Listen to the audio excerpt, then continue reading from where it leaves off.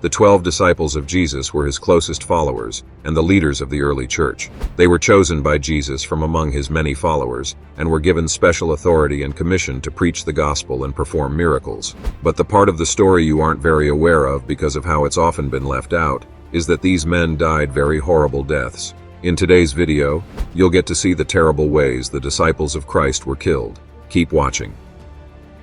Number 1. Peter. Simon Peter, a fisherman from Galilee, was the leader of the 12 and the first to confess Jesus as the Messiah. He was also known as Cephas, which means rock. Jesus called him while he and his brother Andrew were casting a net into the Sea of Galilee. We see how Jesus said to them, "Come, follow me, and I will make you fishers of men." Before his death, Peter wrote 2 epistles, 1st and 2nd Peter. According to tradition, Peter preached the gospel in various regions, including Asia Minor and Rome, where he was eventually arrested and crucified upside down by Emperor Nero around 64 to 68 AD. He was about 60 to 65 years old at the time of his death. He chose to be crucified in this manner because he felt unworthy to die in the same way as Jesus. Peter was initially buried in a nearby cemetery, but later, the location became lost due to construction works. However, in 1939, some bones were found beneath the high altar of St. Peter's Basilica, later confirmed by the Vatican as St. Peter's in 1968. Number 2. Andrew.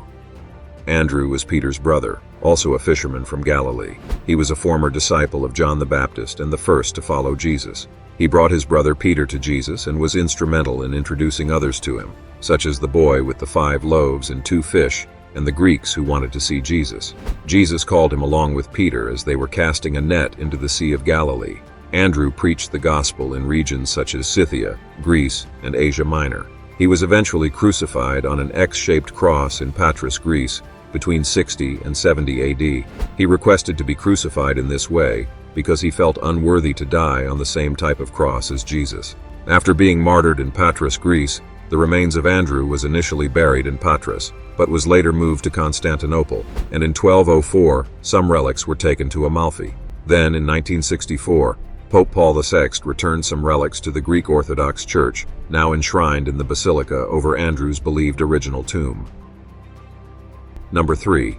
James, the son of Zebedee. James was the brother of John, also a fisherman from Galilee. He was one of the 3 disciples who formed the inner circle of Jesus, along with Peter and John. He witnessed the transfiguration in Matthew 17, verses 1 to 8, and the agony in Gethsemane. He was called by Jesus along with John, as they were in a boat with their father Zebedee, preparing their nets. Jesus called them, and immediately they left the boat and their father, and followed him in Mark 1, verse 19 and 20. He was the first apostle to be martyred, as he was killed by King Herod Agrippa I, in Jerusalem around 44 AD.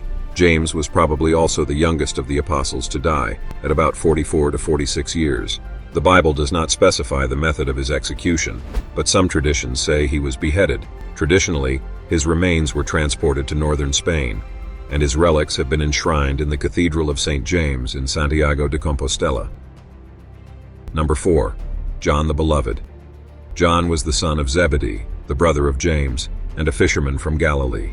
He was the beloved disciple of Jesus, the one who leaned on his chest at the Last Supper, and the only one who stood by the cross. He wrote the Gospel of John, 3 epistles, and the book of Revelation. He was called by Jesus along with James, as they were in a boat with their father Zebedee, preparing their nets. Jesus called them, and immediately they left the boat and their father, and followed him. John the Beloved was the only apostle who did not die a violent death, but lived to old age, believed to have died of natural causes. He spent most of his ministry in Asia Minor, where he was exiled to the island of Patmos under the Emperor Domitian. John died around 98 to 100 AD in Ephesus, when he was about 93. Initially, he was buried in a chapel, which was later replaced by a basilica in the 4th century, before being converted and destroyed. Then, in the 1920s, archaeological teams found St. John's grave, but quite alarmingly, the tomb was empty. Number 5. Philip. Philip was from Bethsaida in Galilee, the same town as Peter and Andrew. He was one of the first disciples to be called by Jesus, who found him and said, "Follow me," in John 1 verse 43. Philip was instrumental in bringing Nathanael, also known as Bartholomew, to Jesus, saying to him, "We have found the one Moses wrote about in the law, and about whom the prophets also wrote, Jesus of Nazareth, the son of Joseph. Philip was also involved in the feeding of the 5,000 when Jesus asked him, "Where shall we buy bread for these people to eat?" And the request of the Greeks to see Jesus when they came to him and said, "Sir, we would like to see Jesus." This is mentioned in John chapter 12, verse 21. It is believed Philip was crucified in Hierapolis, Turkey, around 80 to 90 AD. He was initially buried in Hierapolis, but his remains were later moved to Constantinople, then to Rome in the Church of the 12 Apostles. Number 6. Bartholomew. Also known as Nathanael, Bartholomew came from Cana in Galilee. He was a friend of Philip and was introduced to Jesus by him.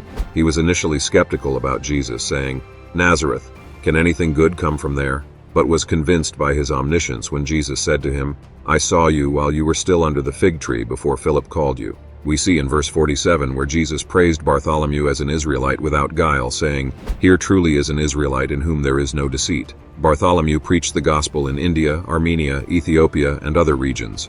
Bartholomew was skinned alive and beheaded in Albanopolis, Armenia, around 70 AD.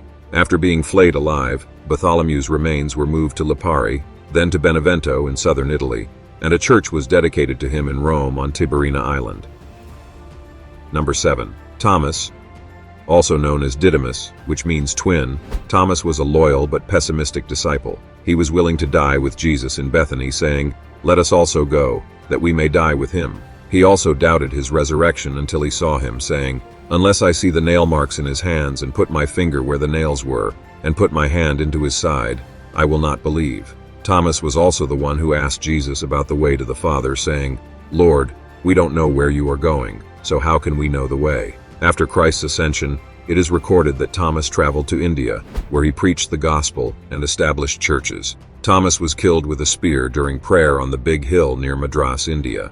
Some believe he was killed with a spear on accident, while others believe he was martyred for his beliefs. Most likely, he was killed by jealous Hindu priests of Kali on December 21, AD 72. His burial place is where his bones were deposited in the Basilica of St. Thomas in Chennai, India, but was later transported to Ortona, Italy. Number 8. Matthew. Matthew, also known as Levi, the son of Alphaeus, was a tax collector from Capernaum. Jesus called him while sitting at the tax booth and left everything to follow him. He also invited Jesus and his disciples to his house for a meal, where many tax collectors and sinners came and ate with them. He is the author of the Gospel of Matthew, the first translation of the New Testament, which was written for the Jewish audience. Matthew ministered in Judea, Ethiopia, and other places until he was stabbed to death in Ethiopia around 60 to 70 AD. He was about 70 years old when he died. It is widely held that Matthew was martyred in Ethiopia while saying Mass. His remains were translated to Salerno, Italy, from Ethiopia, and he was venerated in the Cathedral of St. Matthew. Number 9. James, the son of Alphaeus. He was also known as James the Less, or James the Younger, distinguishing him from James the son of Zebedee. He was the brother of Matthew, and possibly the brother of Thaddeus. Some traditions maintain James of Alphaeus was also the cousin of Jesus. James was one of the witnesses of the resurrection when Jesus appeared to him in 1 Corinthians 15 verse 7. He was one of the 12 apostles, but not much is known about his ministry or death. Some traditions say he preached in Syria, Egypt, and Persia, and was stoned to death in Jerusalem around 62 AD. He was estimated to have been between the age of 62 and 64 when he died. James was initially buried on the Mount of Olives, but later, his remains were moved to Constantinople, and later to the Church of the 12 Apostles in Rome. Number 10. Thaddeus or Jude. Also known as Judas, the son of James, Lebbaeus or Jude, Thaddeus was the brother of James, the son of Alphaeus, and possibly the cousin of Jesus. He was the one who asked Jesus at the Last Supper why he would reveal himself only to the disciples and not to the world, saying, "But Lord, why do you intend to show yourself to us and not to the world?" He is the author of the Epistle of Jude and was called by Jesus and the other disciples, as seen in Matthew chapter 10 verses 3 and reported in Acts chapter 1 verse 13. Some traditions say Thaddeus preached in Mesopotamia, Persia, and Libya, and was killed either by being axed, clubbed, or shot with arrows in Beirut, Lebanon, around 65 to 70 AD. He was martyred together with Simon in Persia, that happened to be the first twin martyrs in the Bible. It is still uncertain when their remains were transferred to Rome, but they were venerated in Rome's Basilica of St. Peter. Number 11. Simon the Zealot. Also known as Simon the Canaanite, we are still determining where or how the suffix zealot originated. However, some traditions suggest Simon could have been a member of the Zealots, a Jewish sect that opposed Roman rule and sought to restore the kingdom of Israel. He was converted by Jesus and became a preacher of the gospel. Simon was one of the 12 apostles, but little is known about his ministry or death. Some traditions say he preached in Egypt, Africa, Britain, and Persia, and was either crucified, chopped to pieces, or sawn in half in Persia around 65 to 70 AD. Simon was likely 65 to 70 years old when he died. Simon was the other apostle martyred together with Thaddeus and deposited in Rome's Basilica. Number 12. Judas Iscariot. Being the son of Simon Iscariot, Judas was the treasurer of the 12. He was from Kerioth, a town in Judah, and the only one of the 12 who was not a Galilean. He was greedy and dishonest, often stealing money from the common purse. He betrayed Jesus for 30 pieces of silver and led the soldiers to arrest him in Gethsemane. His name has since been used to denote betrayal, dishonesty, and greed throughout the centuries.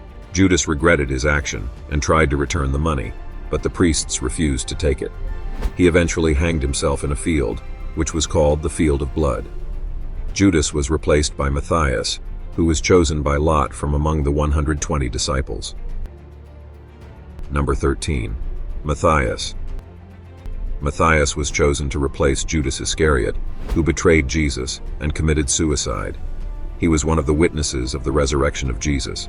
Very little is told about Matthias's exploits, but he preached the gospel in Judea, Ethiopia, and other regions.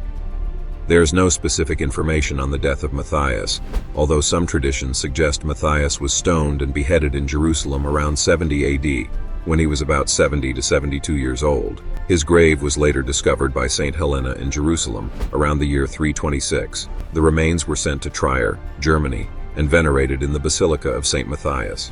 As you can see, most of the apostles died as martyrs for their faith. Many of them chose to die in ways that honored the death of Jesus, except for John, who died of old age.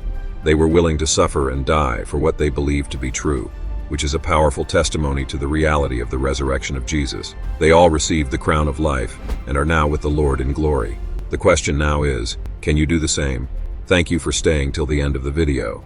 Kindly drop your thoughts in the comments section and subscribe if you haven't done so already. See you soon.